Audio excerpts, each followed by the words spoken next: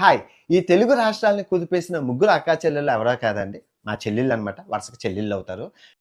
చెల్లెమ్మా అన్నయ్య చెల్లెమ్మా అన్నయ్య రక్త సంబంధం సినిమాలో ఎన్టీఆర్ సావిత్రిలాగా ఎంత పవిత్రంగా ఉన్నారు.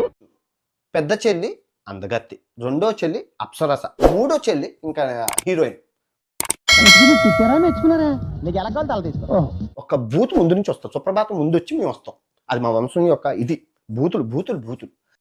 నీ మాటల్లో ఎటకారం లైట్ గా అర్థమవుతోంది నాకు. బూతు పుట్టి ముందు పుట్టి కోపం వస్తే ముందు తిట్టేస్తాం. అది ఎవరు ఏంటి అని ఆలోచించు. దాని పర్యాసారం ఏముంది.